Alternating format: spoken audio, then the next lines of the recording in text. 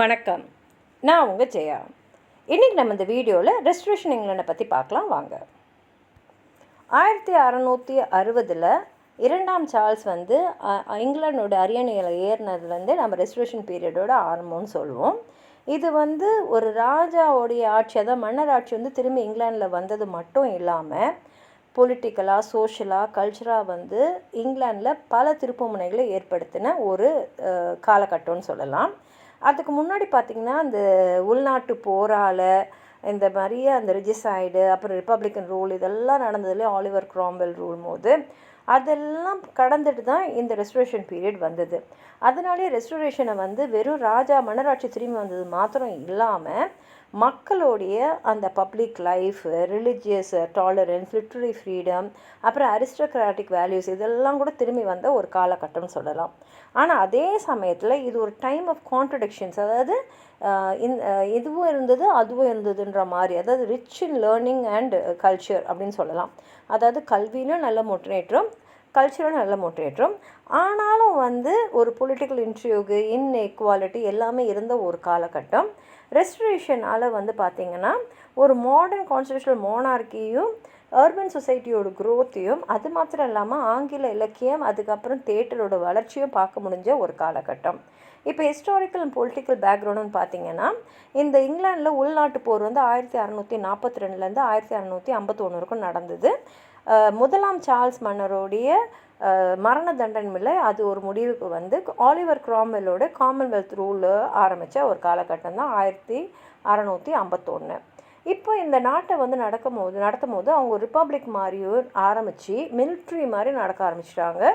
இது மக்களுக்கு ஏற்புடையதாக இல்லை. அதே மாதிரி க்ராம்வெல்லோட அந்த பியூரிட்டன் ஆட்சி பார்த்திங்கன்னா ரொம்ப ரொம்ப ரொம்ப கடுமையாக இருந்தது. எந்த விதமான ஆர்டிக் எக்ஸ்ப்ரெஷனோ, அது ஒரு ட்ராமா இருக்கட்டும், பிளேவாக இருக்கட்டும், பாட்டு, நடனம், எந்த விதமான ஒரு கலை சம்மந்தப்பட்ட விஷயங்களுக்கெல்லாம் அனுமதியே இல்லை. அதே மாதிரி ரிலீஜியஸ் இன்டாலரன்ஸும் இருந்தது. சகிப்புத்தன்மைன்றதே அந்த ரிலிஜன் வரும்போது இல்லை. ஆலிவர் க்ராம்வெல் 1658 இறந்துட்டு அப்புறம் பார்த்திங்கன்னா மக்களுக்கு மாத்திரம் இல்லை, பார்லிமெண்ட்லேயும் திரும்பி ஒரு நிலையான ஒரு நல்ல கவர்மெண்ட் இருக்கணும் அப்படின்ற ஆசை வந்தது. அதனாலேயே அவங்க 1660 இரண்டாம் சார்ல்ஸ் அவர் மரண தண்டனை விதிக்கப்பட்ட முதலாம் சார்ல்ஸோட மன்னன், அவரை நீங்கள் திரும்பி இங்கிலாண்டுடைய ராஜாவாக நீங்கள் இங்கிலாண்டை ஆளணும் அப்படின்னு கூப்பிட்டதுனால திரும்பி மன்னராட்சி கொண்டு வரப்பட்ட ஆண்டு 1660. இவர் வரும்போது மக்கள் எல்லாம் அந்த விதமான கோலாகலமாக அவரை வரவேற்றாங்க. எல்லார் மனசுலேயும் இனிமேலுக்கு நம்ம நாட்டில் அமைதி இருக்கும், பழைய மாதிரி ராஜாங்க ஆண்டபோது மக்கள் எப்படி இருந்தாங்களோ அந்த மாதிரி இருப்பாங்கன்னு நினச்சாங்க. ஆனால் இவர் வரும்போது பார்த்திங்கன்னா நிறைய பொலிட்டிக்கலாக பார்த்திங்கன்னா நிறைய மாற்றங்கள் இருந்தது. அதுக்கு முன்னாடி மன்னர் கையில் எல்லா பவருமே இருந்தது, அதிகாரமும் இருந்தது. ஆனால் இப்போ பார்லிமெண்ட் கையில் தான் நிறைய அதிகாரம் இருந்தது. மன்னர் ஒரு பேருக்கு தானே தவிர அவர்கிட்ட எல்லா அதிகாரமும் அவர்கிட்ட இருந்ததுன்றது கிடையாது. அது மாத்திரம் இல்லாமல் பின்னாடி வந்த பார்லிமெண்ட்ரி டெமோக்ரஸிக்கும் இருந்த கவர்மெண்ட் முன்னோடியாக இருந்ததுன்னு சொல்லலாம். அதே மாதிரி பொலிட்டிக்கல் ரிலீஜியஸ் கிளைமேட்டுன்னு பார்த்திங்கன்னா ஒரு அன்ஸ்டேபிளாக தான் இருந்தது ராஜா ஆட்சி அப்புறம் கூட. இந்த கெவிலியர் பார்லிமெண்ட் ராஜாவை சப்போர்ட் பண்ணாலும் ராஜாவுக்கும் பார்லிமெண்ட்டுக்கும் இருந்த அந்த முரண்பாடுகள்லாம் முழுசாக கலைஞ்சதாக இல்லை. அதே சமயத்தில் இங்கே பார்த்திங்கன்னா பார்ட்டிக்குள்ளேயே டிவிஷன்ஸ் நிறையா வந்ததையும் பார்க்கலாம்.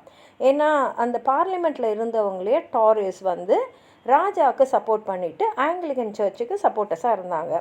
அதே மாதிரி விக்ஸுன்றவங்க இந்த ரிலிஜியஸ் டாலரேஷனுக்கும் பார்லிமெண்ட்டுக்கு தான் முழு அதிகாரம் இருக்கணும் அப்படின்னு சொல்லக்கூடியவங்களாக இருந்தாங்க. இப்போ ரிலிஜியஸ் கான்ஃப்ளிக்ட் பப்ளிக் லைஃப்லையும் இருந்தது.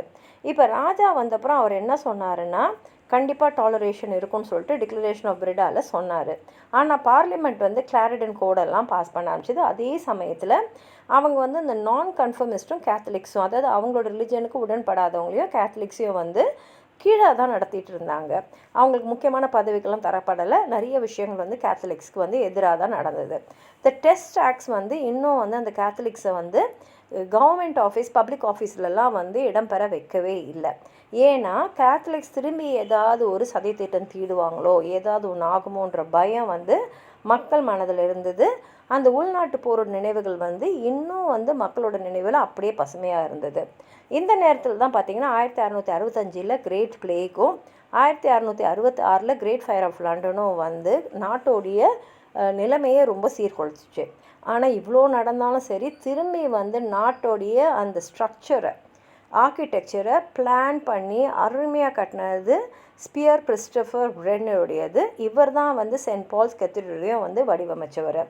சொசைட்டி அண்ட் அர்பன் லைஃப்பில் பார்த்திங்கன்னா ரெஸ்டரேஷன் சொசைட்டி வந்து ஒரு கான்ட்ராஸ்டாக இருந்தது. அதாவது ஒரு சைடில் பார்த்திங்கன்னா நல்ல ரிஃபைன்ட் எலிகன்ஸ் இருந்தது, இன்னொரு சைடில் பார்த்திங்கன்னா கேரக்டர், அதாவது மாரல் லூஸ்னஸ் இருந்தது. நல்ல பழக்க வழக்கங்கள், ஒழுக்கம்லாம் அந்த கிராம்வெல் டைமில் இருந்த அந்த பியூரிட்டன் ரூல் போது இருந்தது, இப்போ இல்லை. முக்கியமாக பார்த்திங்கன்னா இரண்டாம் சார்ல்ஸோட கோர்ட்லேயே பார்த்திங்கன்னா எல்லா வித சீர்கேடுகளும் நடந்தது. நிறைய மிஸ்ட்ரஸஸ் இருந்தாங்க, எக்கச்சக்கமான இல்லெஜிட்டிமேட் குழந்தைகள், அதாவது ராணி மூலமாக இல்லாமல் அவருக்கு எக்கச்சக்க குழந்தைங்களும் இருந்தது. ஏற்கனவே அவரை வந்து பார்த்த பார்வையை சரிதான் அப்படின்னு சொல்கிற அளவுக்கு அவருடைய அந்த விஷயங்கள்லாம் இருந்தது. அதே சமயத்தில் பியூரிட்டன் வேல்யூஸ் இருந்த காலத்தோடு இதுக்கு எதிர்மறையாக பார்த்திங்கன்னா இங்கே எப்போ பார்த்தாலும் ப்ளஷர், ஃபேஷன், என்டர்டெயின்மெண்ட்டு தான் இருந்தது. கிங்கோடைய கோர்ட் வந்து ஒரு கான்டினென்டல் மேனர்ஸ்க்கான ஒரு மாடலாக ஒரு ஃப்ரெஞ்ச் சொசைட்டியோட சொஃபிஸ்டிகேஷனை வந்து எடுத்துக்கொண்டு போகிற ஒரு இடத்துல தான் இருந்தது. அதே மாதிரி அர்பன் மிடில் கிளாஸோட வளர்ச்சி அபரிதமாக இருந்தது. முக்கியமாக லண்டனில் அவங்களுடைய இன்ஃப்ளூயன்ஸும் அங்கே நிறைய இருந்தது. காமர்ஸ் ட்ரேடு, அப்புறம் கொலோனியல் எக்ஸ்பேன்ஷன், அதாவது நாடு பிடிச்சி அவங்களுக்கு கீழே கொண்டு வரதெல்லாம் வந்து நாட்டுக்குள்ள நிறைய செல்வத்தையும் மொபிலிட்டியும், அதாவது நாட்டிலேருந்து வெளியில் போகிறது வரதெல்லாம் வந்து அதிகப்படுத்துச்சு. இந்த ராயல் ஆஃப்ரிக்கன் கம்பெனி, அப்புறம் ஈஸ்ட் இந்தியா கம்பெனியெல்லாம் வந்து பிரிட்டனோட ட்ரேடும் இன்ஃப்ளூயன்ஸையும் வெளிநாட்டுகளில் அளவுக்கு அதிகமாகவே வந்து பரப்புனாங்க. இதனால் சோஷியல் மொபிலிட்டி வந்து இருந்தாலும் அந்த கிளாஸ் சிஸ்டம்ன்றது இன்னும் கடுமையாக வந்து அவங்க ஃபாலோ பண்ணிட்டு தான் இருந்தாங்க. ரெஸ்டரேஷன் லிட்ரேச்சர் அண்ட் தேட்டர்னு பார்த்திங்கன்னா இலக்கியத்துக்கு இது ஒரு கொண்டாட்டமான காலம், தேட்டர்ஸ்க்கும் இது வந்து ஒரு செலிப்ரேஷன் சொல்லலாம். ஏன்னா கிராம்வெல் டைமில் வந்து பியூரிட்டன் ரூல் இருந்ததுனால தேட்டர்ஸ் எல்லாம் மூடப்பட்டிருந்தது. இலக்கியத்துக்கெலாம் நிறைய சென்சார்ஷிப்லாம் இருந்தது. இப்போ தேட்டரை திறந்தாங்க. முதல் முறையாக பெண்களே வந்து ஸ்டேஜில் நடிக்க ஆரம்பித்தாங்க. ஏன்னா அதுக்கு முன்னாடி பெண்களோட கதாபாத்திரம்லாம் வந்து ஆண்கள் தான் நடிச்சிட்டு இருந்தாங்க. ஆனால் இப்போ வந்து பெண்களே வந்து தேட்டர்ஸில் நடிக்க ஆரம்பித்தாங்க.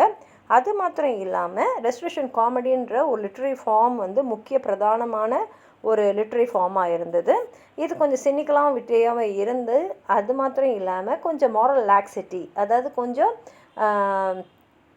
மற்றபடியான விஷயங்கள்லாம் வந்து ரெட்ட அர்த்தத்துலலாம் வசனம் வர்றது, கொஞ்சம் வல்கராக இருக்கிறதுலாம் இங்கே இருந்தது.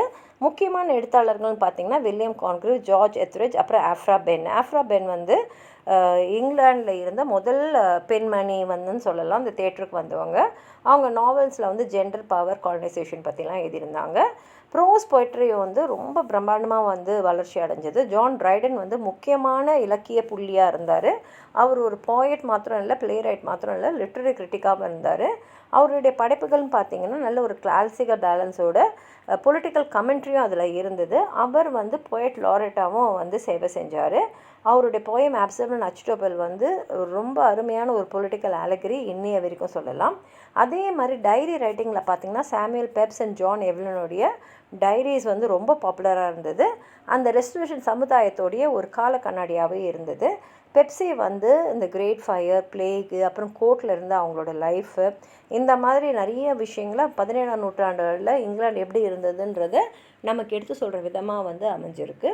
கல்வி, பெண்கள், அப்புறம் மொராலிட்டின்னு பார்க்கும்போது கல்வி வந்து வசதி படித்தவங்களுக்கு மட்டும்தான் அப்படின்ற நிலைமை இருந்தாலும் இந்த சயின்ஸ், அறிவியல் ஆர்வமும் அப்புறம் ரேஷ்னல் தாட்டும் வந்து ஏஜ் ஆஃப் என்லைட்மெண்ட் சொல்லுவோம். அதாவது வந்து நிறைய விஷயங்களை தெரிஞ்சுக்கிற ஒரு ஆர்வம் இருக்கக்கூடிய ஒரு காலகட்டமாக இருந்தது. அதே சமயத்தில் 1660 ராயல் சொசைட்டி வந்து அவங்க ஆரம்பித்ததுனால இது வந்து அறிவியல் முன்னேற்றத்துக்கும் நிறைய கண்டுபிடிப்புகளுக்கும் வழிவகுச்சு. முக்கியமான நபர்களாக ஐசக் நியூட்டன்லாம் அங்கே இருந்தாங்க. பெண்களுக்கு வந்து ஸ்டேஜில் வந்தாங்க, இலக்கியங்களை எழுத ஆரம்பித்தாங்க அப்படின்னு சொன்னாலும் கூட பெண் கல்வி வந்து அந்த அளவுக்கு முன்னேற்றம் இல்லை. அதே மாதிரி பொலிட்டிக்கல் ரைட்ஸும் அந்த அளவுக்குலாம் பெண்களுக்கு இல்லை. ஆனால் பெண்கள் வந்து நிறைய பப்ளிக் லைஃப்பில், கோர்ட்டில், தேட்டர்லலாம் வந்து பங்கெடுக்க ஆரம்பிச்சிருக்காங்க. மொராலிட்டின்றது இந்த காலகட்டத்தில் ஒரு கேள்விக்குறியாக இருந்தது. அதாவது வாழ்க்கைன்றது இந்த இடத்துல கேள்விக்குறியாக இருந்தது. ஒழுக்கன்றதும் கேள்விக்குறியாக இருந்தது. லெகசி அண்ட் சிக்னிஃபிகன்ஸ்ன்னு பார்க்கும்போது பழைய ட்ரெடிஷன்ஸும் திரும்பி வந்தது. அதே மாதிரி மாடர்ன் சொசைட்டிக்கும் இந்த காலகட்டம் வந்து ஒரு பாலமாக அமைஞ்சதுன்னு சொல்லலாம். அதாவது மன்னராட்சி திரும்பி வந்தாலும் திரும்பி ஒரு கட்டுப்பாட்டோடு தான் மன்னருடைய அதிகாரம் இருந்தது. அதே சமயத்தில் personal liberty, press freedom, religious debate இதெல்லாம் வந்து வேரூன்ற ஆரம்பிச்சது. சென்சார்ஷிப் அண்ட் பர்சிக்யூஷன் இருந்தாலும் இதோட வளர்ச்சி வந்து அப்புறமா தான் இருந்தது. கல்ச்சராக பார்த்தா இது ரொம்ப ரிச்சான ஒரு காலகட்டம், டைனமிக்கான காலகட்டம். நிறைய படைப்புகள் வெளியில் வந்தது, நிறைய எழுத்தாளர்கள், நிறைய சிந்தனையாளர்கள், நிறைய இன்ஸ்டிடியூஷன்ஸ் எல்லாமே வந்து 18ஆம் நூற்றாண்டுடைய வளர்ச்சிக்கு ஒரு முன்னோட்டமாக ஒரு அடிப்படை இது அமைச்சுது. சார்ல்ஸ் II அப்புறம் வந்து அவர் ஜேம்ஸ் II, அதாவது 2ஆம் ஜேம்ஸ் வந்து 1685 ரூல் பண்ணி 1688 வரைக்கும், அதாவது குளோரியஸ் ரெவல்யூஷன் வரைக்கும் அவர் இருந்தார். அது எப்படின்னா, ஜேம்ஸ் அனுப்பிட்டு வில்லியமும் மேரியும் வந்து இந்த ரெஸ்டோரேஷன் பீரியடோடைய கடைசியில் ஒரு முடிவு கொண்டு வந்துட்டு அவங்களுடைய இங்கிலீஷ் பாலிட்டிக்ஸ் அண்ட் கல்ச்சரை அவங்க வந்து இங்கிலாண்டுக்குள்ளே கொண்டு வந்தாங்க. உங்களுக்கு ஏதாவது சொல்ல நினச்சிங்கன்னா கீழே இருக்கிற கமெண்ட் பாக்ஸில் எழுதுங்க. இந்த வீடியோவை லைக் பண்ணுங்கள், உங்கள் ஃப்ரெண்ட்ஸோடு ஷேர் பண்ணுங்கள். சப்ஸ்கிரைப் பண்ணாதவங்களாம் ப்ளீஸ் சப்ஸ்கிரைப் பண்ணி சப்போர்ட் பண்ணுங்கள். நன்றி.